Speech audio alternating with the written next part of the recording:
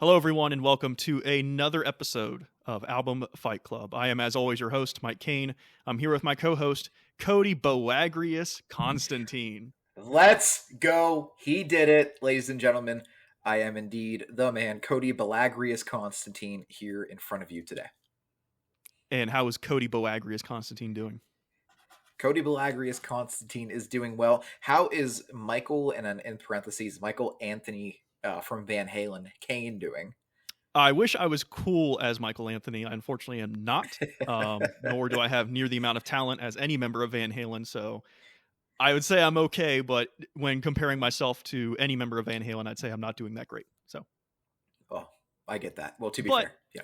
we accept who we are. We accept the capabilities of what we can do, and we are here to measure our own opinions and capabilities with one of the greatest rock bands of all time. Another Yep. factor of surprising, we've never done this band before, um, but here we are. We're finally going to talk about them, and that band, of course, is Led Zeppelin. We've spoken about them in passing on various episodes, but now we're actually going to do a full-on episode of these guys. Like we said with the Beatles way back when, there comes a point in a podcast that discusses music, especially rock genre music, basically like rock infused music. You're eventually just going to have to talk about Led Zeppelin to some capacity. So that's what we're here to do. As far as intros for Led Zeppelin, I don't really know what intro to give. If you are at all associated or familiar with rock music, you should have some familiarity with this band, if not a lot. So, like I said, there was going to come a point where we were going to talk about these guys. My thing, though, and I guess why this episode took longer than usual to eventually get around to was I wasn't sure what two albums to pick. If you're familiar with the discography of Led Zeppelin, I'd say a lot of it's pretty killer. I have issues with at least one album or two, but we're not going to talk about those, obviously. So when it came down to, okay, what two albums do we select here? I mean, there's a lot of good choices. Led Zeppelin 2 is a great choice. Led Zeppelin 4, Houses of the Holy, Physical Graffiti. Led Zeppelin 1 in some respects. But what we eventually settled on was Led Zeppelin 4 versus Houses of the Holy. Partially because there's a decent track-by-track lineup that can happen with this. And also partially, especially in the case of Led Zeppelin 4, I think that one had to be a lock. It was the other one that was kind of up in the air. And Yeah. Houses of the Holy is usually a very well-regarded Led Zeppelin record. In some cases, it's people's favorite Led Zeppelin record. And I think it's a good one to pair with Led Zeppelin 4. They came out right after each other, or rather, Led Zeppelin 4 came out, then Houses of the Holy followed it. It was the next album released. So that's what we're going with. I do think Led Zeppelin 2 versus Led Zeppelin 4 is really interesting, but this is the matchup we got. So, Cody, any introductory thoughts you want to give regarding Zeppelin, these albums, etc.? Yeah, having done this listening, I feel like over the years, as Led Zeppelin faded away from being an active band to a respected band to a legacy act, I think they, in a way, kind of got denigrated, where people started considering them, kind of like a one trick pony. You think about Led Zeppelin and you typically think about what, Mike? A couple good riffs, right? Driving beat. You're going to get Robert Plant coming in with his angelic, sometimes annoying voice. And it's going to be, some kind of song about rock and roll or beautiful women or Lord of the Rings facts. And what this listening experience did for me was really, really remind me that every member of Led Zeppelin, the four members of Led Zeppelin, and then actually the one person who appears on this record who's not a member of Led Zeppelin, uh, at the time must have been some of the most world-class musicians, some of the most talented musicians in the world. Obviously, Jimmy Page did Time in the Yardbirds, before, I believe it was before Clapton, and then John Paul Jones is a well-known studio musician before joining Zeppelin, and then John Bonham as well.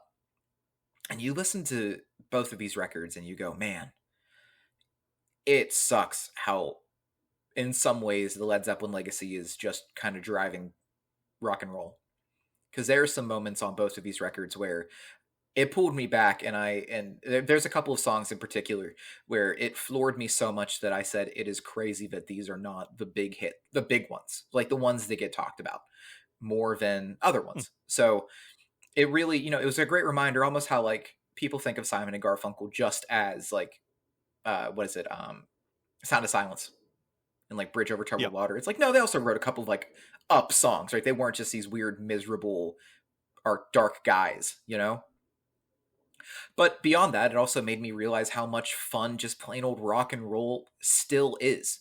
You know, Mike and I, obviously we live in a day and age where rock and roll proper, I think, has kind of been moved to the wayside. Now it's a lot of country rock, or a lot of guitar music now is a little more technical, metalcore, mathcore, things like that. And to just hear a guitar and a bass and drums and someone singing was so refreshing because with the exception of a couple of songs, it was just a nice reminder of how fun playing out rock and roll can be. So that's what this did for me. Beyond that, I've always really loved and appreciated Led Zeppelin. Um, I obviously was not lucky enough to see them at any capacity. I've seen Robert Plant. He was really cool. I knew a kid in high school. His name was Joe Nazy, who he loved Led Zeppelin so much that for his graduation gift, his dad took him to the Celebration Day show in the UK to see Zeppelin with Jason Bonham. And he came back, and it's all he talked about for the rest of my duration of our friendship. So that was cool. There you go. I do Yeah. also want to point out the thing about Zeppelin that I really like, which is a lot of what these records bring to the table, is that obviously there was rock before Zeppelin. You had the Beatles, arguably the biggest rock band ever, and you had all the 50s and 60s era rock leading up to this moment. But then, man, 1969 hits, the year. Arguably one of the greatest years of music ever. You've got Black Sabbath's first record. You've got Abbey Road comes out. King Crimson's In the Core of the Crimson King comes out. Just these huge landmark records. And among them, if I'm not mistaken, is when Led Zeppelin 1 comes out. And in the same vein of Black Sabbath, these guys take rock and man, did they just make it so heavy. Like the Beatles got heavy, She's So Heavy. The song is super heavy, but like Black Sabbath, Led Zeppelin, these guys take it to a whole other level. And arguably Black Sabbath invents metal genre as a thing, right? And I think there's a lot of metal, sort of what we know as metal now in Led Zeppelin 1. But into the 70s, it's just like, let's make it louder and heavier. And so when you get songs off the first record, like Dazed and Confused and Communication Breakdown, it's so much heavier than most of the rock that came before it.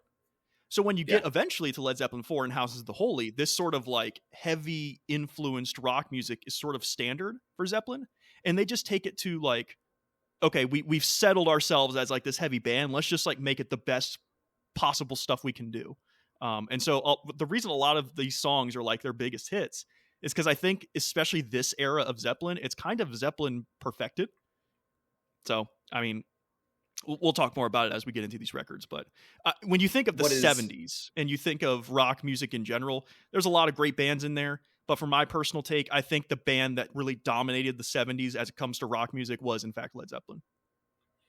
What is really incredible, that 1969 also saw the first Iggy and the Stooges release. So just the Stooges record, which if you are into American rock and roll, that's almost the tipping point of the scale. You listen to that, and then you might as well say punk is born. We should do a Stooges episode one day, but yes, 1969 was a very cool year. 2 years before that, the Doors released the Doors record, and everybody went and bought the Aldous Huxley book. Because when bands say enough about something, people flock in mass to get that thing. It's like Sebastian Bach with The Fountainhead from the Rush documentary. Oh yeah, being like, I was 11 and Rush made me read The Fountainhead. Man, that's crazy. It's good stuff. Yeah. Well, Cody, do you just want to get to the track by track here? Sure. Yeah. Do you have anything that you would like to say about these individual records first? Actually, yes. Thank you for pointing that out. I was about to roll right past it. So there's the question of, okay, if these are the two like prime era Zeppelin records, are one of these your favorite? For me, this is a very hot take, I think, as a Zeppelin fan, but my favorite Zeppelin record is actually the first one. And I know it does the cardinal sin of a lot of the songs on there are just straight up covers.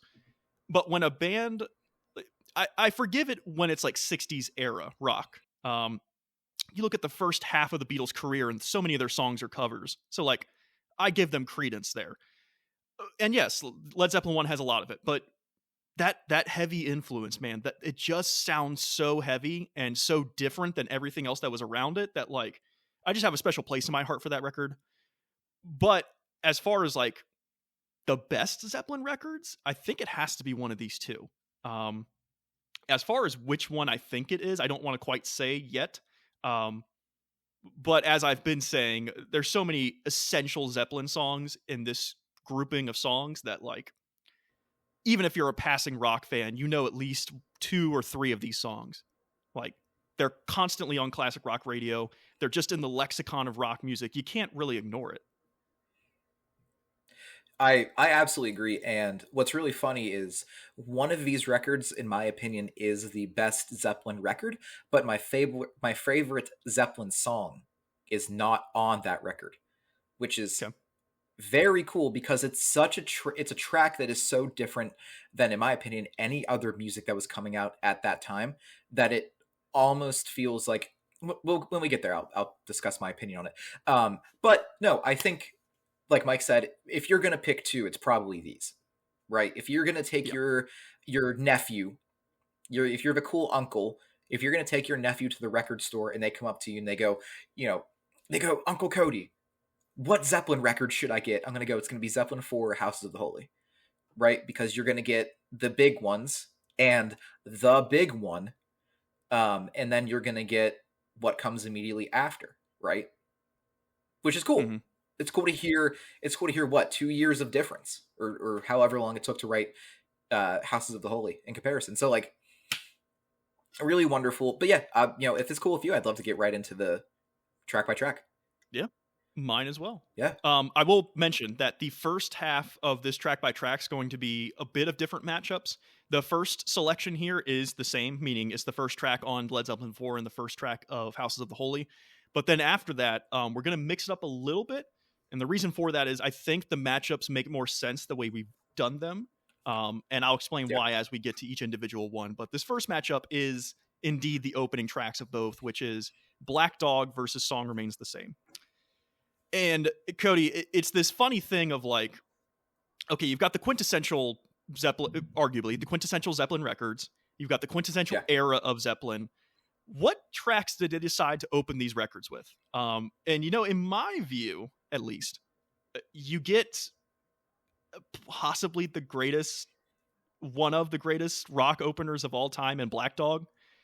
And the reason I say that is because, man, that opening, hey mama, say the way you move, like that, it's, again, I'm not very good at singing. I always try and mimic the singers and I'm terrible at doing it, but his delivery of that, like it coming out of the gate, you're just like, and you get that like guitar rev up thing that happens. It's just like this very small instrumental like thing you hear off in the distance, and then Robert just comes in with those vocals and you're like, God damn, man, I've not heard a single other note, but I'm already here for whatever's next. And then they drop this riff on you that is like 2,000 pounds of just heft. And like, I love the call and response of the riffage versus the singing, riff, sing, riff, sing. Like, it's just really cool. And obviously, like you said, it's a band that has like iconic musicians across the board. Vocals, bass, guitar, drums. These are some of the gods of their instruments, right? But in particular, and as a drummer, this is obvious. For me, John Bonham really sells Led Zeppelin in a lot of ways. I think Robert's singing is incredible. I think Jimmy's guitar playing is great. I think John's bass playing is killer. But man, was Bonham just like such a secret weapon for this band, because his drum sound is so unique and so iconic, especially when we get much later. There's a particular song that I'm sure most of the audience knows.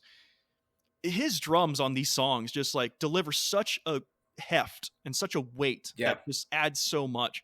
And the fills he does, before, like a lot of before the choruses, he'll do like these. It's like simple-ish, right? It's not like super complex drum fills, but the sound of the drum fills sells so much of the song. It's quintessential rock music. This is a classic rock radio staple. So long as there's classic rock music, you will hear Black Dog at some point in a 24-hour cycle. Whereas compared to Song Remains the Same, it's got a lot great propulsion. It's got a lot of really killer riffage and drumming throughout, but it doesn't quite have that punch, at least in my opinion, that Black Dog does. Black Dog comes out with like an atomic bomb, where a song remains the same. It just kind of like flies out of the gate, but it flies right past you. It's not to say this song is bad at any metric. It's still a great song. In particular, I think John Paul Jones' bass riffage on this song is like really great, and I love that He's he's so going for it. pronounced. Yeah, and I love that it's so pronounced. It's not difficult to Yeah. hear the bass; like it's clearly there, and you hear it. But man, it's real hard to go up against Black Dog. Yeah, I agree. You know, songs remain the same, right? Almost feel there's a really beautiful thing that happens across the transition from Zeppelin 4 to Houses of the Holy, where you can hear the band get comfortable with trying new things. Because the previous Led Zeppelin records before this all have a similar sound, right? It's a lot of like one or two guitars, the bass, the drums. If John Paul Jones is playing the keyboard, the keys, and then Robert Plant. Where you start with Songs Remain the Same, and it's got this weight of speed where Jimmy Page comes right out the gate, and it's like, oh man, what are we doing? But when everybody comes in, it feels so full. And then one of the coolest things that I would like to make mention of, I'm going to make mention of it right now, and it might come up later, is you can start to hear Jimmy Page trusting multi-tracking, where you have one layer of guitar, right? And then you add a secondary layer of guitar doing something different, which appears very, very famously in Kashmir and then Achilles' Last Stand. Achilles' Last Stand has 13 different guitar tracks on top of each other, just making weight, just big, and then bigger, and then bigger. But what's cool is Jimmy Page starts doing all these really unique, almost like it's a weird way to say it, but they feel like someone who really got into Anton LaVallee, right? You hear all these weird chords and these weird shapes that are coming out, and they have this kind of sense of danger to them, where it's like that's not right, but it's right because you have worked everything else in. The one thing that kills Songs Remain the Same for me is Robert Plant's voice, honestly. Because when he comes in, I can't describe it. It's nasally. It's not that full body. When we get to Black Dog, right? He is a presence. He is the man in the middle of the room. He walked in and the music stopped and waited for him to start. You get this, and he's like really singing up high, and it's weird, and it kills the rest of the song for me because you've got all of this fantastic momentum, and then him at the top of his register stretching. And it's like, come on, man. You really kind of dicked this song down a little bit. Whereas Black Dog, you get that cool womp, womp, womp, womp, womp, womp, womp, womp, and then, hey, mama. And it is curtains for anything else that happened at the time. And then, like Mike said, when that riff comes in, it is subatomic heavy. It is Fat Man Landing heavy. Because not only do you get this fantastic riff, when they start to go into the run of it, where it's the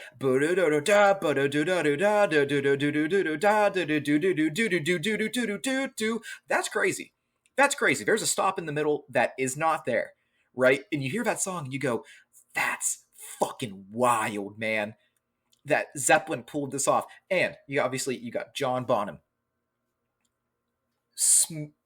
hitting a drum like it owes him money, hitting a drum like it punched his daughter. Dude, he is abusing this drum. And right, you got John Paul Jones, the secret weapon, in my opinion, of Led Zeppelin, holding it fucking down, keeping everything together. Jimmy Page, obviously, I mean, there's nothing we can say about Jimmy Page that hasn't already been said. One of the greatest, top 3 of all time, truly. But the adverse of songs, you have Robert Plant strutting. You have Robert Plant strutting. His shit is hot. He is the man for this whole song. But it sells the rest of the song because then you get that super cool ending, right? Where the guitar does that, like, it's like a blender blurble effect. You know what I'm talking about, Mike? That and it goes into the solo, and it's like, Hmm. that's crazy. This is your first song on Zeppelin 4. So, in my opinion, that is what cements Black Dog over Songs Remain the Same. Yeah, on Just Zeppelin, or just rather the variation. on Black Dog, yeah, on Black Dog, Robert's a damn peacock. Like, he is strutting his Mhm. stuff. Whereas you bring up a point that I should have made as well, is that on Song Remains the Same, he is kind of timid. Like, I think he's fine with his vocal approach, and later in the song he sort of like brings it up a lot, but throughout the whole song he's got this like falsetto register, and it's like, I don't think your falsetto register is bad, but man, look, listen back to Black Dog and do more of that, because like when you do that, you're owning the room, you're owning everything around you. um and obviously we're not here to compare tracks to other tracks on other records, but I mentioned Song Remains the Same as a very propulsive song, right? It, like, I don't know, it's arguable if it has like a gallop to it, although it kind of does. um but you bring up Achilles' Last Stand, which is actually like one of my top 5 Zeppelin songs. I love that song, and they just do it so much better on Achilles' Last Stand, in my Yeah. opinion. So like, you're taking Song Remains the Same, which is a good song, up against like one of their marquee songs in Black Dog. It really is no contest. Yeah. So Yeah. And then you go ahead. and then so we continue the train, right? Because you think Led Zeppelin might do something different, and then we get Rock and Roll versus Over the Hills and Far Away, So which this is a matchup that is not actually the case on the actual recording. The second song right. on Houses of the Holy is the Rain song. We decided to push that back because I don't think the Rain song versus Rock and Roll makes much sense. But go No. ahead. And I mean, you just want to talk about someone getting trampled. You want to talk about you want to pull someone by their hands out of the pit. This is it. Over the Hills is a beautiful song. Don't get me wrong. I've loved this song every single time I hear it. I think it's cool. I think it really showcases Zeppelin breaking away from their past and cementing themselves as the band. Right? If you said to your best friend, I want to start a band, Zeppelin is going to be in one of the 3 names that you drop. Especially in 1971. We want to sound like Zeppelin. Okay, cool. Pink Floyd, all right, Eagles, great. We know exactly what we're doing. Love the way the song starts. I love the way it picks up. I love everything all the way through the ending keys and that big old beautiful ring out that happens. But you get to Rock and Roll, right? And it's like, how do you even begin to talk about rock and roll? You know, it is Zeppelin. It is what rock and roll should be. It's the boldest choice to name this song rock and roll, and then it's even bolder to land it. Because you listen to the song, starts out with those big fuck you drums. Everybody comes in, and this dude, everybody's on their feet. You got Robert Plant doing exactly what he was doing the last time, because this man is on a marathon. He is on mile 6, runner's high, song 2. And I mean, even just the first line, he's like, "It's been a long time since I rock and rolled." Crazy, crazy. The stop into the, what is it? It's is it carry me back, carry me back? Uh, Mhm. what's the rest of the line? Well, are you talking about the where the music cups out and it's just him singing it? Yeah. So Uh-huh. it's been a long time, been a long time, been a long, lonely, lonely, lonely, lonely, lonely time. And then like, oh man, it's so good. And then the band comes back in, and Yeah. you could have shot a gun in the building and no one would have heard. That's how loud the Mhm. clapping and the dancing is. It's a perfect song in comparison to Over the Hills. Yeah, it's difficult. The reason I like this matchup over the actual matchup is because Over the Hill and Far Away and Rock and Roll in particular, I think they're known Zeppelin songs. Like, you'll hear them on classic rock radio, but I don't think you'll hear them as much as you'll hear something like Black Dog or Stairway to Heaven, which comes later. Um, but they are two faster, they're upbeat, even though Over the Hill and Far Away's intro is just like acoustically driven. But once it kicks in, it kicks in. It's got propulsion, it's got movement, it's got feel to it. Um, And I think Over the Hill and Far Away is a really great track. I'm not trying to say it's not good when compared to rock and roll, but man, like rock and roll really comes through in big, massive ways. You mentioned Bonham's drums in the beginning. It's like you started it with vocals last time, let's start it with drums this time. And when the band comes in, it's like a battering ram taking down the front gate of a castle. Like the huge Yeah. gate doors just boom, and then like the cavalry charges in. Um, all the performances throughout the whole been a long time lonely time like that's amazing.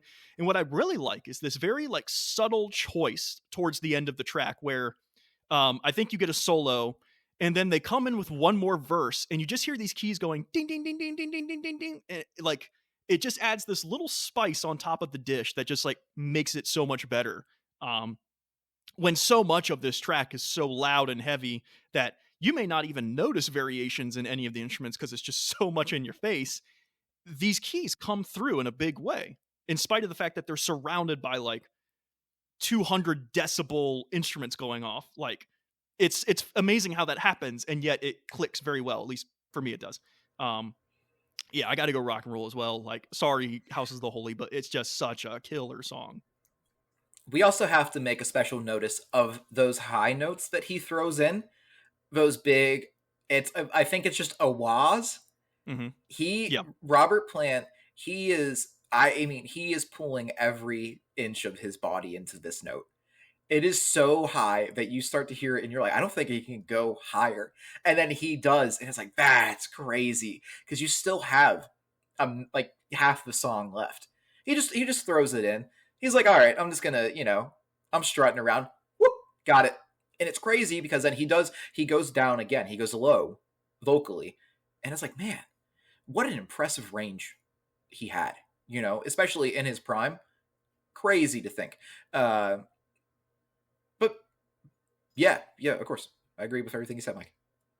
and it's funny because it's not like he's not singing well on Houses of the Holy. Like he's doing very, very well, but it felt like he really owned it on Led Zeppelin 4 throughout just the Yeah. majority of it. Like this is him knowing, okay, we're like the biggest rock band. Like I'm just gonna throw it all at the wall. Like I don't care if people don't. He gives me David Lee Roth vibes on Led Zeppelin 4. We're like Yeah. he just knows he's hot shit and he just like puts it to the forefront. Whereas on House of the Holy, throughout most of that record, he's very like not at all what he was doing on the record that was previous to this one. And I'm not sure what that choice was, other than I think that House of the Holy is just a more subdued record overall, and maybe that's what they were going for. Um, but especially in the case of Black Dog and Rock Roll, it's like, no, you doing that like really sells this thing. Yeah. Cool. So then this pulls us to a very interesting matchup. Yes. One that actually I had a really great time doing, which is the Battle of Evermore versus the Crunge. And now, background for this matchup is that this was another moment where I was like, in the original track list, it was Battle for Evermore against Over the Hill and Far Away. And I was like, man, these songs, like, what the hell is Battle for Evermore going to go up against on any song, right? In terms of Yeah. House of the Holy. I don't think there was any like real matchups there. So it was a matter of like, okay, let's just take two completely polar opposite songs because I like Over the Hill with rock and roll. I like Rain Song with the next matchup. So Battle for Evermore versus The Crunge. They're totally, completely different songs, but sometimes we can make those comparisons. And at least in terms of Led Zeppelin 4, which this is the initial track list, Black Dog, Rock and Roll, Battle for Evermore, it's like huge, bombastic, killer rock song. Another huge, bombastic, killer rock song. Folky, acoustic, Sylvan type, like Lord of the Rings song. Okay, interesting. Why don't you start, Cody? I'm actually interested in what you think about this. So I really love the Battle of Evermore because, just like you said, bold choice to make this song 3. Because you could have just stuck it at the end, right? You could have said, all right, we're selling the guitar thing. But it's really cool of them to kind of want to take a step back, make the decision to do something that's not just loud guitar focused, to give Robert Plant the ability to sing and tell a story. Um, what I really like about Led Zeppelin in particular is I appreciate their love of Lord of the Rings. It's not fantasy music. It is Lord of the Rings. They're not throwing in a whole bunch of different books. They read Lord of the Rings and said, we're going to write songs about this. And I think that's really cool to not only acknowledge something that at the time, might have been a little weird, but also full send into it, right? Because this song could have been guitars over Robert Plant singing about Lord of the Rings. And it's nice that it's this really pulled back, subdued song. I love it. I love the woman who sings on this song. Her name was Sandy Denny. And it's really cool to hear an actual female voice instead of Robert Plant reaching right to get to that register. It's nice to hear a secondary voice on these songs. Where on the opposite end, right, Battle of Evermore is subdued, relaxed, driving, but in a different way. You can tell there's a narrative they want to go through. You get to the crunch, and it's everybody's in the pocket the whole time. They start out, it's Bonham, right? And you got Bonham with the greatest drum tone of all time. Every band should have this drum tone. This should be the standard. And then John Paul Jones comes in, and you throw your hands in the air, and you're like, oh, they are in. They are on the 1 to a atomic clock second. And then Jimmy Page comes in, and it's like, oh, everybody's in on the pocket. So sick. The keys that come in at the end are awesome. Robert's voice is awesome. The ahs at the end are awesome. But I appreciated the Battle of Evermore more, right? Because it was a nice departure from holy shit, it's so loud, right? The cool thing about Zeppelin, which we are about to get to and a couple songs later, is, in my opinion, their most special moments are when they know when to reel it back, because they know that they're Led Zeppelin. They know what they are meant to do. So when you change the formula and then you pull that thing you're meant to do in the middle or the end, or you use it as a dynamic purpose or use it as a dynamic moment in a song, it makes it so much better. So for me, the Battle of Evermore is, at least in this matchup, better than the Crunch. I got to tell you, Cody, the Crunch might be my least favorite song on Houses of the Holy. Ooh. And the reason why is because you're right in that. I just want to mention here, we haven't mentioned this yet, which is surprising, that often one of the greatest rhythm sections is Bonham and John Paul Jones. Like, that's infamous in that Zeppelin had one of the best, tightest rhythm sections ever. And they do. They're great. And you can really hear that in the Crunch, where Bonham's drumming comes in, John Paul Jones' bass comes in, and then Jimmy Page sets on top of it. But then they do that the entire song. There's like zero variation in the song, except at one point there's some like organ synthesizer that comes in. Like it's got like this ring sound, and it's like, yeah, it's a little bit different, but man, does Bonham and like it's as if they played 8 bars and then just looped it for the entire song. And so the Crunch isn't a terrible song, but it's also not very interesting to me. I'm also not a huge fan of Robert's vocals on this song. His vocal delivery is fine, but what he's doing on the song, I'm like, it's kind of just like it's just, I can't even do it, but like, it's just a lot of that. And then he does this really weird thing at the end where he's talking about the train, and then like goes to normal just voice and just like, where's this train at? Or I forget exactly what the lyric is, but like, it's just strange, man. It's just Zeppelin getting a little too odd for me. Whereas is it Battle of or Battle for? I think it's Battle of Evermore. Hold on, let me make sure. Either way, Battle of. It's of. Okay. Yep. Battle of. So Battle of Evermore. As a very big Lord of the Rings fan, I appreciate it when a rock band talks about things like Gollum and ring wraiths. Like, that's just cool to me. I agree with you in that I find it odd that they made this choice to have this third song just be like this random acoustic thing. But it also works really well because on top of this random acoustic thing, Robert and, I'm sorry, I forget the woman's name, are doing like really great vocals on top of it. It's a very lovely song. And it's different in a cool way where I'm like, okay, I can vibe with this. I get with it. Much of it just flies by for me because it just like uses its runtime very, very well. It's definitely not one of my favorites on Led Zeppelin 4. It's definitely in the bottom half, maybe even bottom 2 if I'm being honest. But when compared to my least favorite song on House of the Holy, I did give the edge to Battle of Evermore. Yeah. Yeah, and I think the crunge would have succeeded if it would have used the Black Dog template, right? Start off with a kill rhythm, because they're in that pocket, man.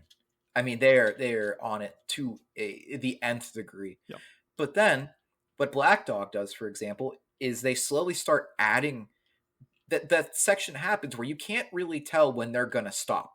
It feels like something that a band we talked about a couple of episodes ago, Between the Buried and Me, does, right?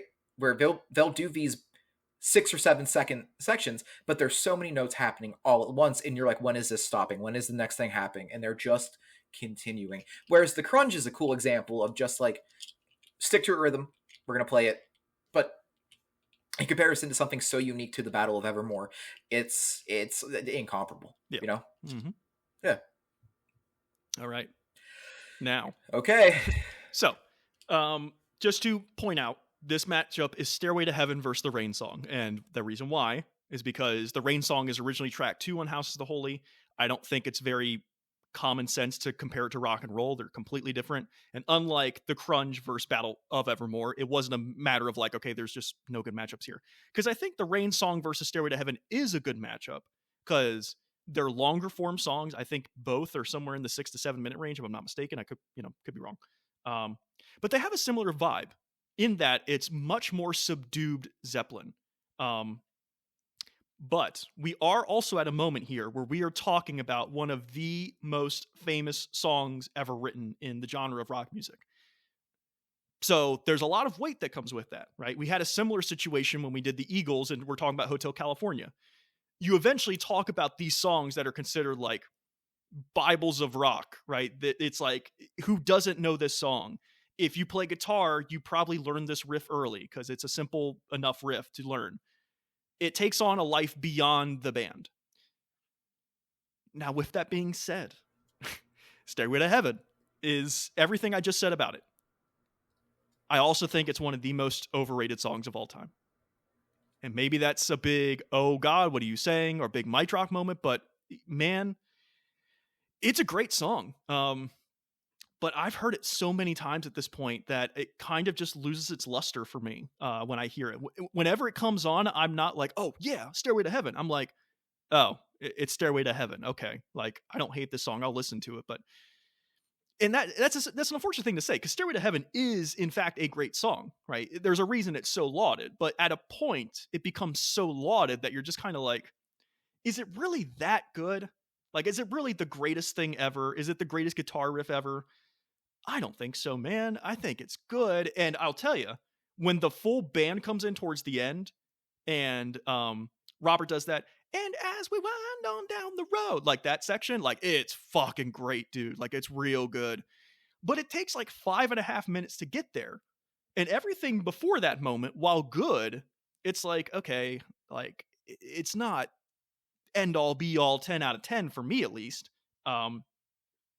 Whereas opposed to the Rain Song is this like beautiful track, right? And Stairway is too, but something about the Rain Song in particular, like I think it might be Zeppelin's most beautiful song in my opinion.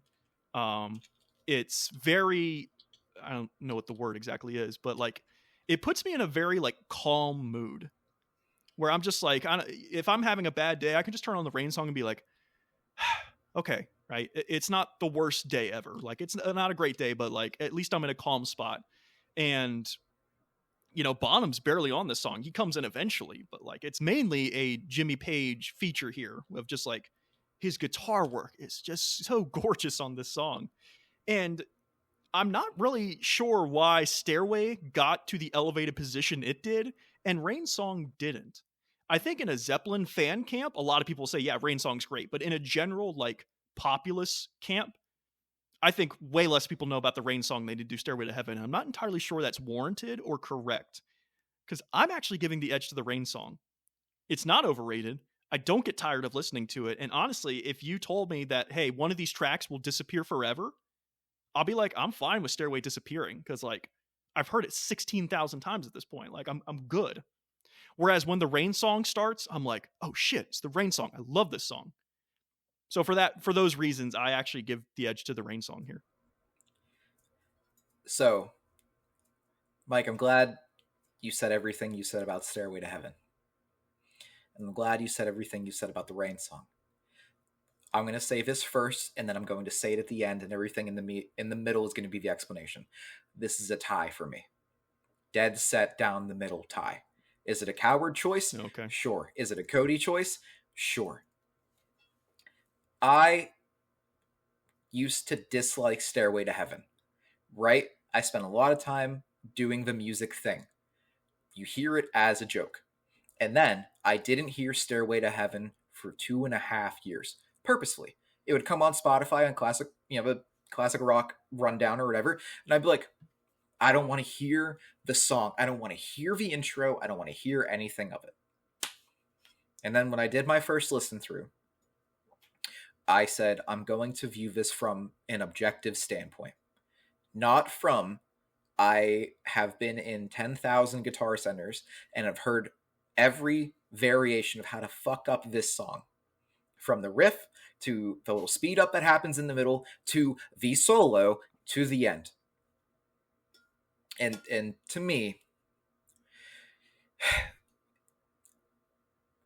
Stairway to Heaven might be the greatest song of all time after having done this listen. Hold on, and I will explain it. Because now, Mike, here's my perspective, right? I wrote this down because I knew I was going to go on a tangent here. This is the magic of music. This is the mystery of the song, of the key, of how we take what we dream and what we make believe, and through skin and metal and a little bit of luck, we create something so beyond ourselves, something that transcends forever and then a little past that moment. Mike, I've said in the past this statement, that sometimes a song exists in the ether and it just takes time for someone to pull it out, and in my opinion, this is the best example.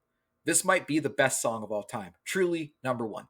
Everyone knew their place, and it's amazing that there is not a single missed step on this. Mike, the bass and the keys are perfect. The guitar panning and the guitar riff, perfect. The way the drums come in, perfect. The way that the song slowly speeds up, perfect. The lyrics, perfect. And then Robert Plant coming out of the foggy maw to tell that story and to seal it at the end is perfect. This is the essence of music and the joy of creation coming together. All of the mystery, all of the uncertainty, all of the slight danger of music. It is the magic, and we are forever in debt to Led Zeppelin for it. The mystery, the grace, and the weight and the removal of music. That's forever this. Now, in comparison to the Rain song, the Rain song made me feel exactly the same way as Stairway to Heaven. In particular, it's because there were so many moving parts. There is so much energy that is created, and the interesting vibe of melancholy and longing that it creates.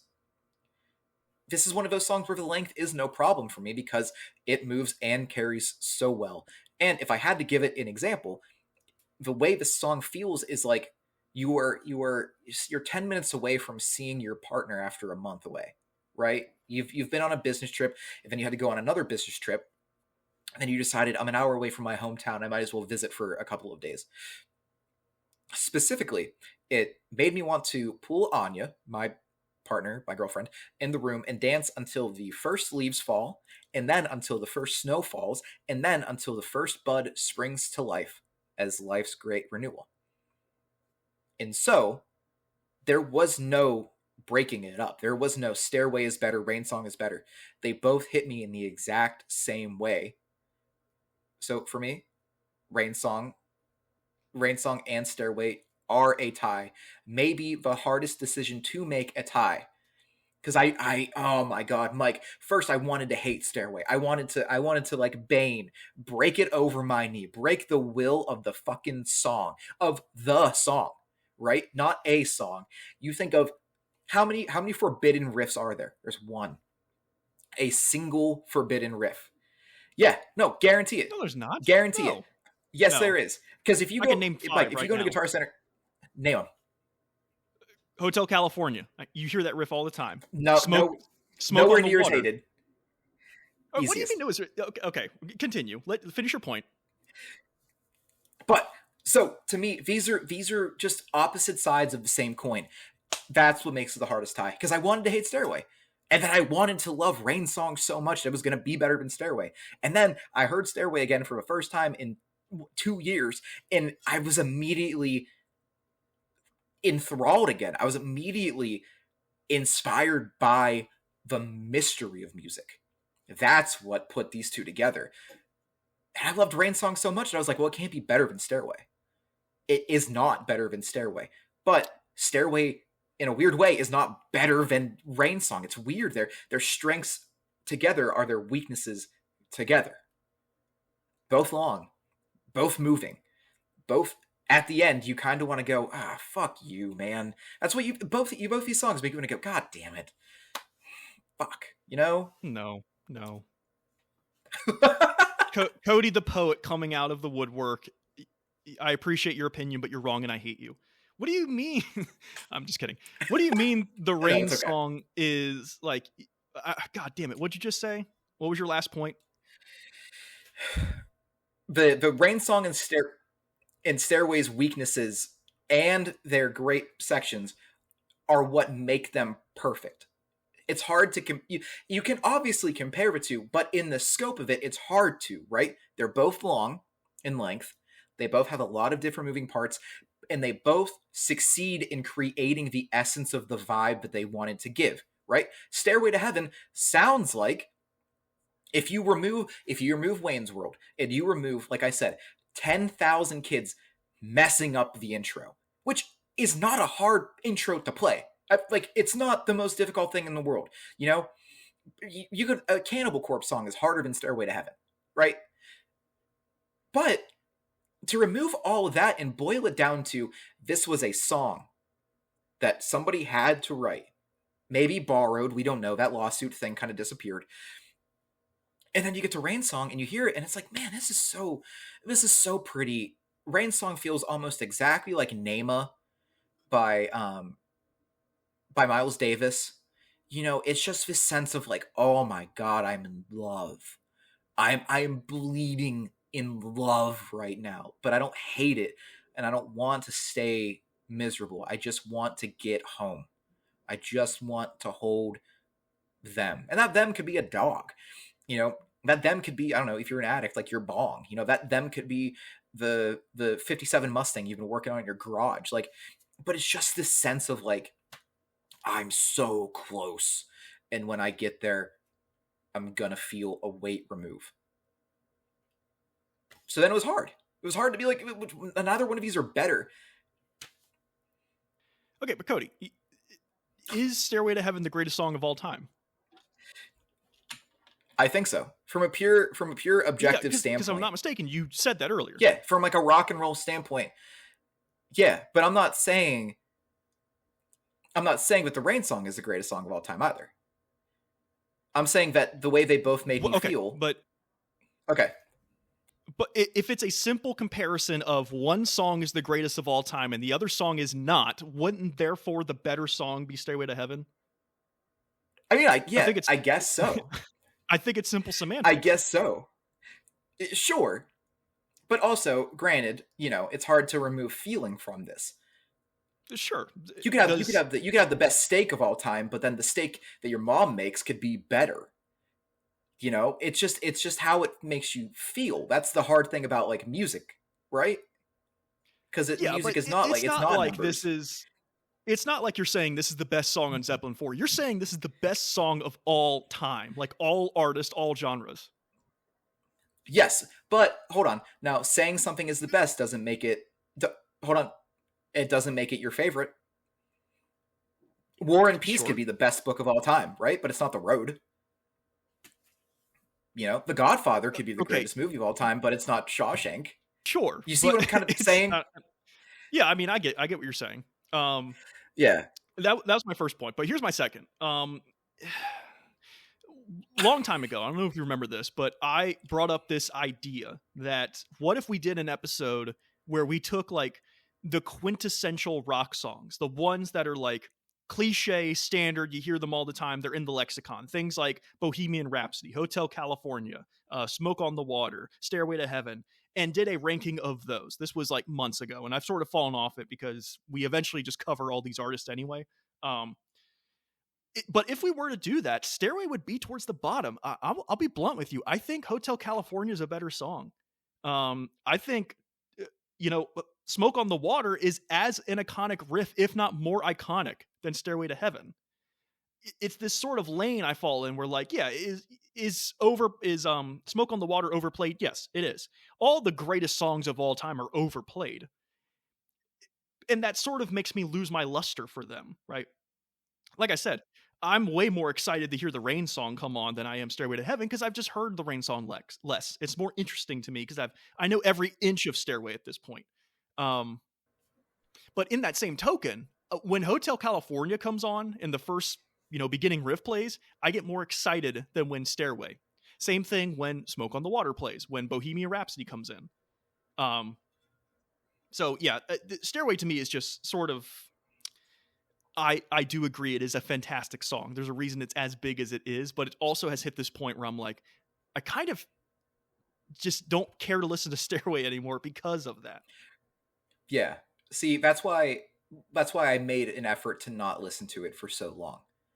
Because I think, you just get fatigued. Yeah. Right? Stairway's a long song. That a lot happens in that song.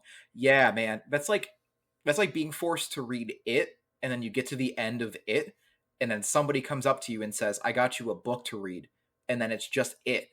It's like, I don't want to read another 1,000 pages of this, man. Just let me do something new, But I think I think to step back to it, it's one of those things where it's like, granted, and once again, this is a me thing, right? I don't think maybe many other people would make this a tie. There would be a clear-cut decision. Stairway made me feel like I was 12 and I had a Led Zeppelin framed picture in my bedroom, and I was like, man, how do you do this? And Rain Song made me feel like I am right now, 28, driving home from a business trip, trying to drive just a little faster so I can get home and see my partner. Those are both similar things. They're both a sense of excitement, a sense of uncertainty. How is someone going to feel? How am I going to feel afterwards? But, it's hard. It's almost, for me, impossible. So sure, I'll take Rain Song being better. That's absolutely, Mike, you're absolutely allowed to have that opinion. But for me, you're taking the song. If you had to say name a rock song to somebody, right? Yeah. They would probably say Stairway to Heaven or Hotel California. That's probably what they would say. If you walked up to a stranger on the street and said, name a rock and roll song, Stairway to Heaven. Name a classic rock song, Stairway to Heaven. Would they? I don't know. I mean, it's possible. But like, that's my feeling of it. And for the love of God, I am thankful, Mike, that you made me re-listen to this song, because it damn near pulled me to tears.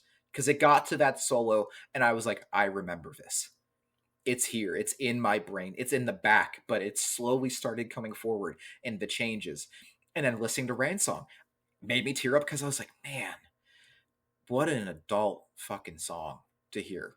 This is I'm stuck in evening traffic and I've got a date later. Like, I just want to get home. There's more future, but I just want to get home. Yeah. Yeah. Yeah. Yeah. I think so. You're sticking with the tie, right? Yeah. Okay. I'm not gonna try and dissuade you. I'm sticking with Rain Song. Just in a particular track by track here, I just prefer the Rain Song. I do want to point out though, I didn't say much about the Stairway to Heaven solo. Yeah, that solo's killer. And then it leads into that moment that I love, which is when the full band comes back in. It's very, very good. But we could talk about Stairway for another hour if we wanted to, but I think we should just move on at this point. We should. And, obviously you're allowed to make your own decision on what you think is the best song of all time. I just heard it and said, yeah, Okay. And that, listen, my favorite band ever released arguably the biggest record ever. That's, I mean, and it's hard to say that Comfortably Numb isn't the best song of all time, but you put it point by point by point, step by step, and it's like just flawless. Mhm. So that was my reasoning. I'm Sure. sorry we ate up 20 minutes of Stairway. I mean, I figured we would, honestly. It's Yeah. one of those songs, so. But now we get Yeah. to the second half of these records. So in both vinyl cases, you flip the vinyl over or you get to the back half and you are so from here on out the matchups are equal in terms of like what they actually were on the studio recordings. There's no changing around tracks at this point. So Yeah. on on the second half of Led Zeppelin 4 you get Misty Mountain Hop, and on the second half of I don't know why I keep blanking on the names now, House of the Holy, you get Dancing Days. Dancing Days. Yeah. Yeah. Okay, this is where I think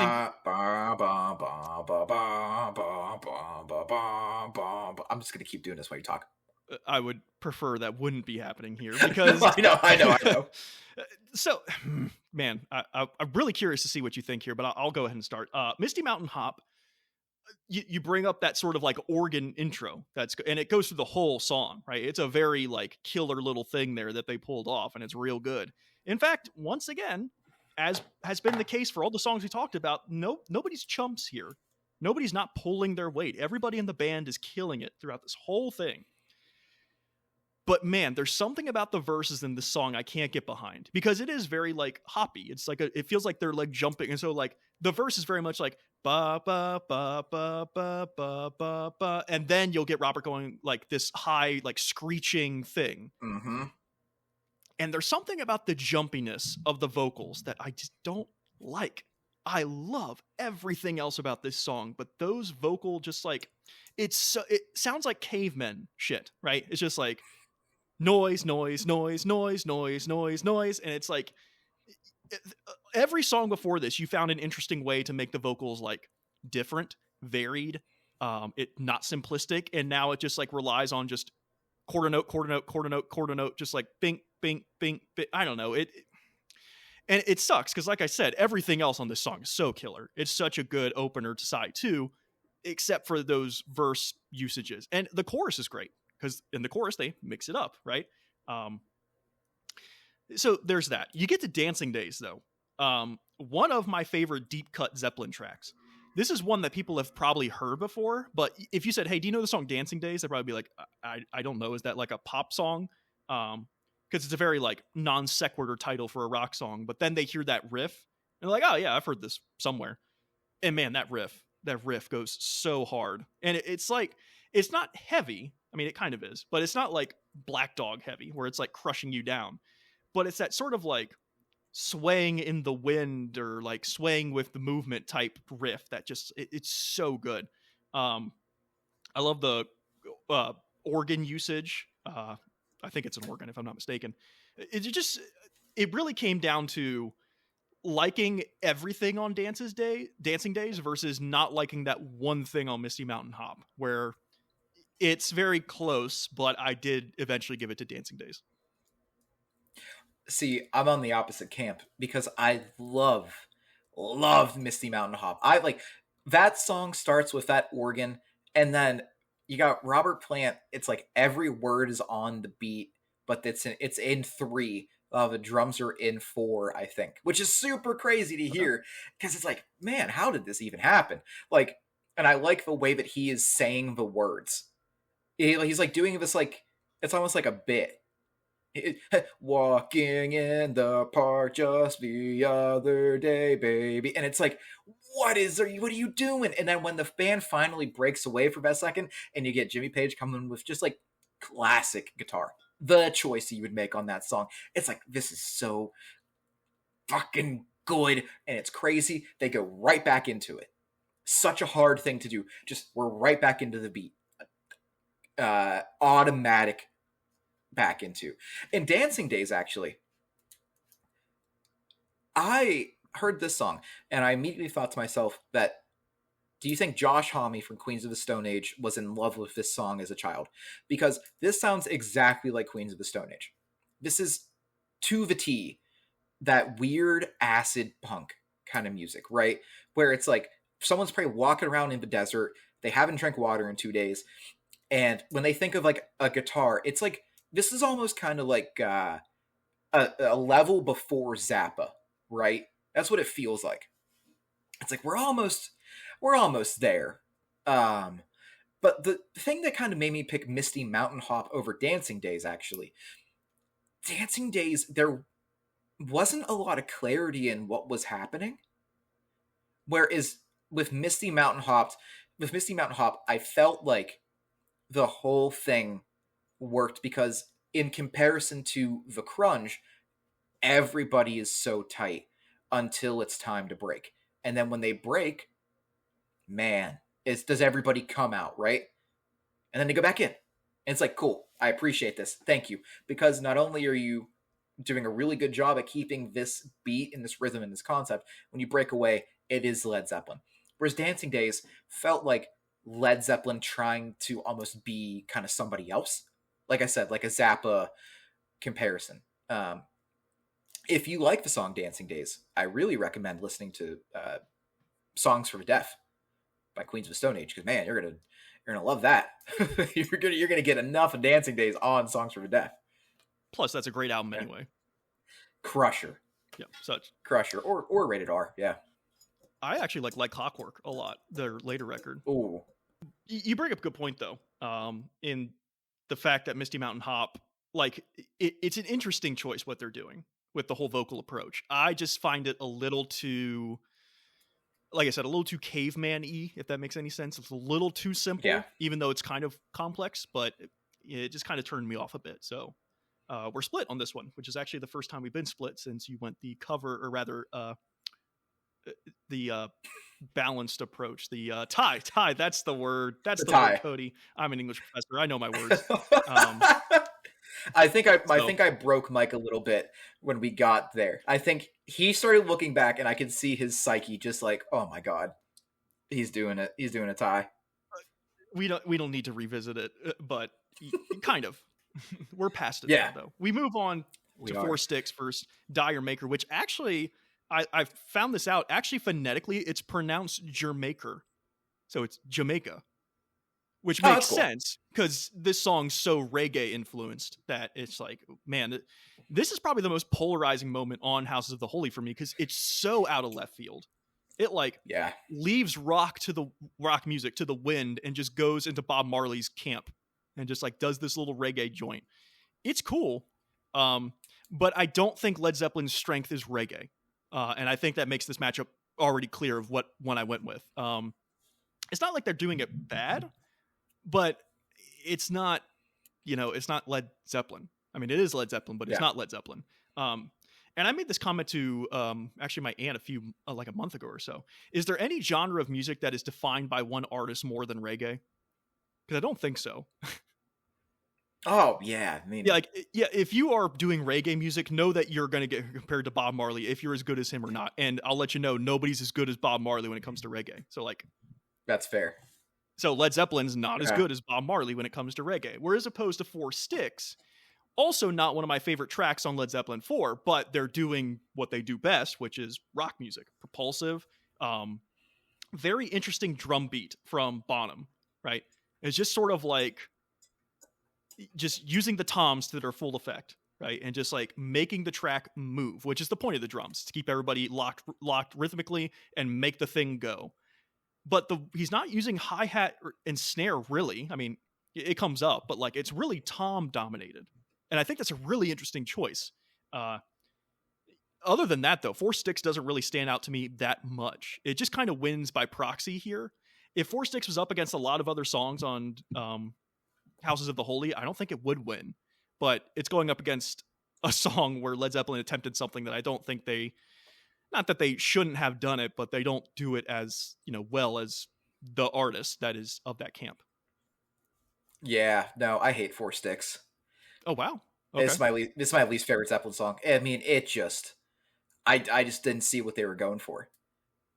Like, it just felt like, the only way I could describe it is like they were stumbling. That's the only way I could like listen to the song. I was like, man, did somebody just do something wrong? Did they make a choice and decide to roll with it? Like, is it rock and roll? Yeah. Is it Zeppelin? Is it Zeppelin caliber? No, I don't even think it's their contemporaries caliber. Whereas with Dire Maker, is it maybe not as good as a song as the other songs on Houses of the Holy? Sure. Is it a decent attempt at white British people making reggae music? I think so. Yeah. I like it. Uh, and a big proponent of why I like this song is A, it feels like they're kind of joking around, right? Because Robert Plant this is one of the moments on Houses of the Holy where it sounds like he is selling the vocals, but not to a consumer, not to the listener, to the person who has to agree to pay for the record. Because you get him doing that, and it's so funny. Like, it feels similar to Have a Cigar, right? Where it's this big middle finger to the guy with the checkbook. And then this song actually used to scare me as a kid because of out of nowhere at the end of this song, as you're getting like the last minute, there's just this super loud whisper that comes in, and it's like every beat, every measure it comes in. I don't know why. You know what I'm talking about, right? I actually don't If you know. listen to if you listen to the song at the end as it's getting ready to fade out, it's this whisper that's really close to the microphone, and it's like, why? And it used to just fucking terrify me as a kid. Because when you're young, it's like, oh, like Jimmy Page made a deal with the devil, like Stairway to Heaven, it's all this crazy stuff. You play the song backwards, and it's about Satan. And then out of nowhere, you get this weird trail off with someone whispering into the microphone, why? And it just used to fucking terrify me. But I do appreciate them trying something in comparison to failing at something they already know. So, you said Jamaica Yeah, is the Jamaica, pronunciation? Jamaica. Jamaica, in my opinion, is better than Four Sticks. I would agree in that. I think Four Sticks actually would be my least favorite song as well on Led Zeppelin 4, because you're surrounded by just killer tracks everywhere. So something has to be the worst. I probably would give it to Four Sticks as well. Yeah, But man, Jamaica kind of doesn't. Again, it's not bad. It just doesn't really do much for me. that's fair. Whereas going to Oof. California versus No Quarter. Now, I want to point out, I didn't know what to match these two songs up with because No Quarter and Going to California are so diametrically different. I'll admit full force, this is not fair at all. Yeah, It's a total wash, and I think any Zeppelin fan would know what the pick is. But let me just say, I do think Going to California is a very lovely little song. It doesn't really do it doesn't do much, and what I mean by that is like I don't think Bottom's anywhere on it. It's just acoustic guitar and a good yeah, performance from Robert Plant, and that's fine. That's good for what it is. But it's going up against No Quarter, which like No Quarter is like one of the coolest Zeppelin songs. Such a such a odd, weird song, man. But man, do they just do everything they possibly can with it. So much of this is it feels ahead of its time, really. And I don't even know. I would love to see a behind the music where they talk about No Quarter. I'm sure it's out there somewhere. But I'm just curious as to like what led them to make this song, because it's really I've got a fascinating. theory. Okay. I've got a theory. Yeah. Is there anything else you would like to say? No, it's clearly No Quarter. It's not even a contest. Yeah. All right. So Going to California, in my opinion, is a moments song. I think, Mike, when you get married, going to California might hit different, right? I think it's something that you have to go through certain experiences. I love going to California. I think it's beautiful. It's really beautiful. It's right below Rain Song in terms of like sheer, like you said, lovely. It's got this sense of just like, man, I am driving a convertible through a like cornfield, right through back roads, and it's nice. It's not hot. It's not cold. It's nice. Um, but man, dude, holy shit, No Quarter. This is gonna not maybe might not blow your mind. This is my favorite Led Zeppelin song ever. I, I totally Eh, believe it. It's not a surprise at all. dude. So here's my theory. So actually, a little bit of kind of inside baseball. this is a John Paul Jones song. He came up with this idea, and they're like, you want to do what? And he presented it, and they were like, that's crazy. Okay. I don't know. I don't know what happened. My theory is him and George Harrison, right, discovered a time machine, discovered a Jules Verne time machine, and went to 1999. Okay? And they heard these three records. They heard the first Apex Twin record, they heard The Downward Spiral by Nine Inch Nails, and they heard OK Computer. And then they both said, that's cool. Went home. George Harrison went off to go do Beatles stuff. Which is why you get some of the weirder songs later in their catalog. And John Paul Jones comes into the room and he goes, I've got this idea for a song called No Quarter. Exactly like you said, Mike. This is not a song that would have come out in 1971. There's no way. There's no way that this song existed in 1971. It's so fucking heavy. Like, it sounds different than everything else on the record.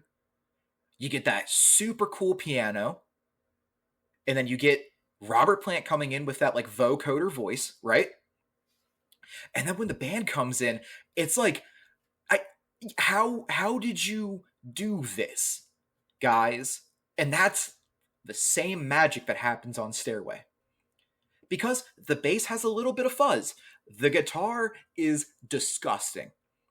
If you tuned that guitar down to B sharp, this would be like a botch song. This would be a Converge song. That's how heavy it is.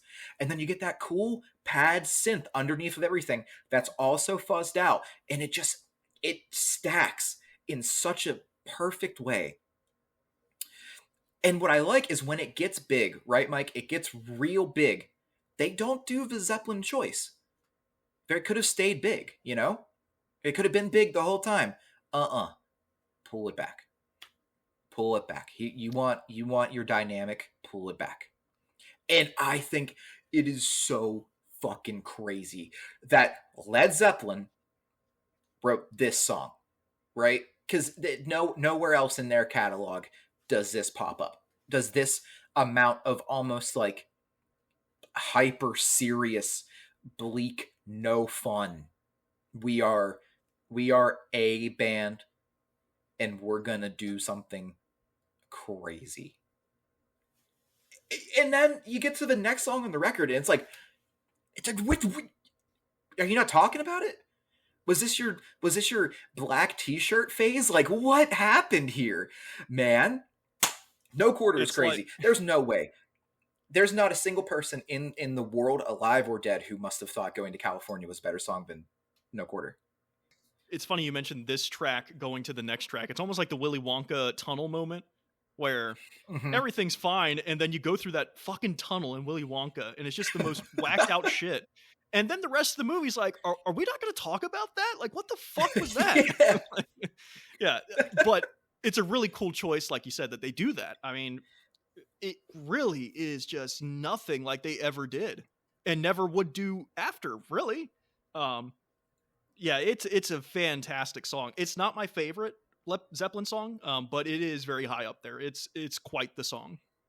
It's just crazy. I like, and once again, you know, we give the bands their dues. Led Zeppelin is one of the biggest, greatest bands of all time. This song alone could be the direct correlation of like OK Computer. You know? Like, you listen to this song and you could put it on a playlist before the first song on OK Computer, and it's like, oh, okay, I get it. Like Paranoid Android. Okay, cool. And then you listen to Muse and it's like, that's crazy to think that someone might get this record and sit through all the songs before it, and then out of nowhere you were plunged into, it's like not hell. You're just in a black room with no door. You just wake up and you are in a box, and then slowly you are out of the box. Like, it just doesn't make sense how Led Zeppelin did this. And I mean, really, it's a testament to John Paul Jones, because I guarantee he had to fight for this. Like, there's no way everybody else was cool with, you know, sensory deprivation chamber music at the near the end of Houses of the Holy. Yeah. That's crazy. Crazy. Fucking crazy. Crazy to hear. Crazy. Man. And God. like we said, they just move right back into what the whole record's been up to this point. It sounds, the last song sounds like everything else that came before it, except no quarter. Bro, they just move on. Yeah. That's such a crazy decision to make. Because then you get to what? The ocean? Yeah. I just watched a hellspawn get birthed in the woods, and now you want me to listen to this? You're telling me we're gonna just go back to rock and roll? What was that? What was that? I just saw a dinosaur walk through a portal. Yeah. Turned into a bird, turned into an eagle, disintegrated in midair, and you want me to go back to this?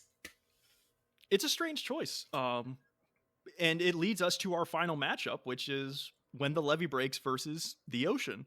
And I really like this matchup because they're kind of similar. How do I want to start this? So this matchup contains my favorite Zeppelin song ever. And that is When the Levee Breaks. Dude.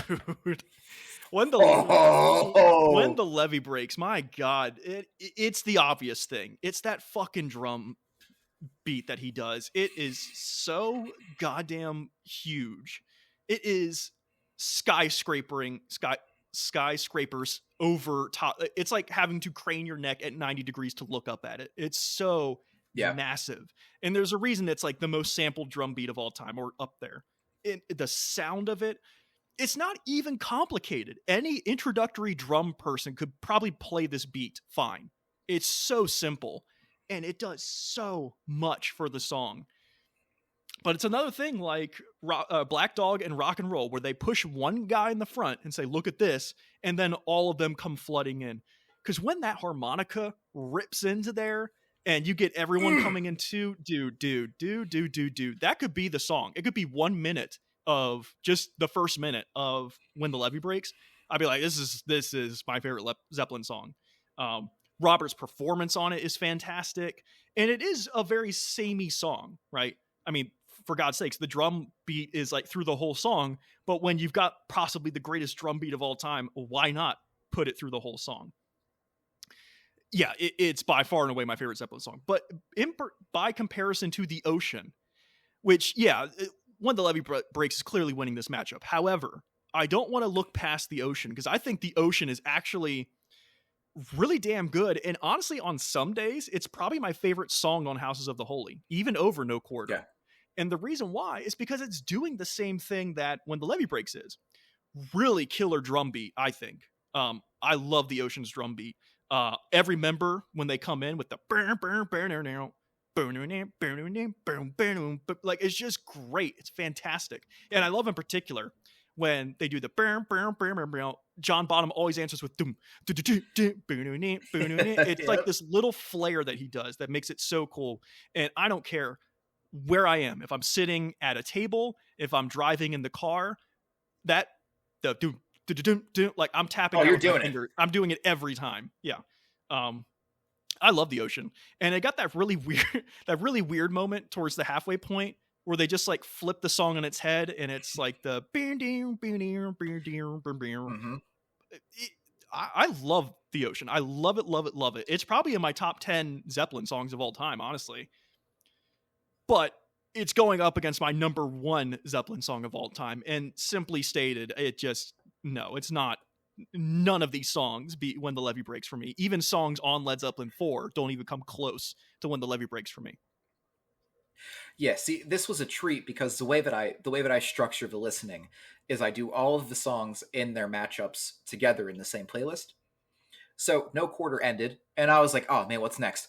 And then you get that drums, and I threw my keys on the ground. I was like, all right, here we go. Because man, When the Levee Breaks, talk about a perfect song. Mount Rushmore, Mount Olympus type song. Any greatest classic, any greatest rock song playlist is going to have this near the top, right? Because like Mike said, you get that drum beat, and that drum beat, man, that drum beat is like fucking heroin. You're going to hear that drum beat for the rest of your day. And then you're like, ah, that's cool. The harmonica comes in, right? And it's not annoying harmonica. It's not like Blues Traveler harmonica where you're like, get this out of my face. It's not Bob Dylan. It is like a harmonica fighting for its life. Rest of the band doing their thing. Obviously, you got John Paul Jones playing the keys, playing the bass, crushing it, holding it down, and then Jimmy Page, man, just really tying this together, keeping it together. And then there's that brief pause. The brief pause gets me every single time. The brief pause is like I have just jumped out of the airplane before Robert Plant sings, "If it keeps on raining, the levee's gonna break." That is it. That is, I'm telling you, dude, the world collapsing on itself, because then everybody comes in and you get that awesome, it's like not the chorus, right? But it's the transition back into the verse. It's the bridge back into the verse, like ba da da da da, ba da da da da, ba da ba da ba da ba da ba da da da da, ba da da da da, ba da ba da ba da ba da. Insane. You're being held against a wall by a truck. You were being cased in, man. And then, right, you get to the ocean. So flip it. Ocean is a really cool way to end Houses of the Holy, right? This is the song that ends House of the Holy, correct? Yes. Yes. Okay. Because right before this, dude, once again, not to talk about No Quarter, you just witnessed your grandfather peel his skin off and turn into a beetle and then crawl down a drain. You're like, what the fuck just happened? And then you get this, and it's like, okay, cool, yeah, we're just rock and rolling. But what? The intro, when I believe it's John Bonham, he goes, "We've done 4 already, but now we're steady." And then they went 1, 2, 3, 4, and they hit that fucking groove, dude. The groove that, like, if you go see a bar band, if you ask the drummer to play the groove, he's gonna go, "Oh yeah, the ocean." And it just, I mean, Mike, everybody at home, this is a kick in the teeth. This is Led Zeppelin doing exactly what they were meant to do. It's good rock and roll. And then they do the beat flip, right? And you don't expect it because you're so balls deep into the first section of the song. They do the beat flip, and you're like, that's insane that Led Zeppelin can pull this out. And it's just a fun song. It's not, no, it's, in my opinion, nowhere near When the Levee Breaks, but it's like just a fun song. It's just, you're at the bar, you're having fun, you're drinking beer, you're playing pool. At the end of the night, you might get into a fist fight, you might take someone home. That's it. That's what Led Zeppelin is. Led Zeppelin is working class bar fun. It's awesome. But man, you want to talk about When the Levee Breaks? Hell, that could be the only song Led Zeppelin ever released, and it'd be in the top 4 greatest songs of all time, dude. Backbreaker, a fucking backbreaker. Every person should listen to this song on a weekly basis, because it is a treat that we ended up with it. And yeah, to mention again, you brought up the Robert Plant's vocals on When the Levee Breaks, and the "If it keeps on raining, the levee's going to break." But to the way he does it, like the "If it keeps on raining," like the way he does it is so good. It's another one of those, I don't know how, but the band knew exactly what to do in that moment, and they picked the correct thing. It's one of those moments. It's so good. So good. And to close out the record too, like, yeah, this is the last song on the record. Yeah. That's cool. That's insane to think about, because hold on, let's just remind ourselves. Give me one moment here. Mike, what other song is on Zeppelin 4? You got Black Dog. Stairway to Heaven. Yeah, the obvious choice is Stairway is last. Yeah. Any other band is putting Stairway last. That is your closer. You're walking home from that. That is outside the wall, right? You're done. That's Brain Damage Eclipse. You're done. No. You want a Led Zeppelin record? We're ending it with this this lead belly blues jam. This worship of the blues. And that is the fucking testament of Zeppelin 4. Zeppelin 4, you want to close this record out? We're playing the blues. And not only are we going to play the blues, we're going to submit to the blues god. We're at the crossroads, all four of us writing this. It's a crusher, man. Yeah. Disgusting. It certainly is. It's go and okay, here's the real testament to it though, Mike. If you ever go see like a bar band or a cover band, right? And they play this song, there's a high chance they're not getting it right. This is a sloppy song. You have to there's a sway, right? That's the cool trick about it. There's a sway to that drum beat and the harmonica and the guitar. All of it has to float. You're not on it atomic. You're not counting a straight beat. You're speeding up a little, slowing down a little, speeding up a little, slowing down a little. Listen to any other band play this song, and it's not going to sound even close to Led Zeppelin. I was going to say what makes this really work is the tone. If a bar band plays this and the drums start, they're not going to have the same sound because there's a lot of like echo on Bonham's drums because of the studio, right? Their recording capabilities. I kind of don't want to hear this song live because it's not going to sound as good as it does on wax. So like the bar band shouldn't play this song. Well, and you know what's even crazy? I don't know if you know this about how they recorded Zeppelin 4, especially the drums. They put him in the main hall of I think it was Headley Grange, that big mansion that they rent or whatever. They put him in the main hall, and they just like hung microphones everywhere. There's like one in the ceiling, one in the corner, drum mics, one down the hall, and so you get it's so comprehensive, but they don't make it overbearing. It's like this is what the drums sounded like in that giant room. And my favorite part about this song, especially the drums, is in the intro. You can hear the squeak of the kick pedal. That's such a real thing, man. That's such a no WD-40 on that kick pedal.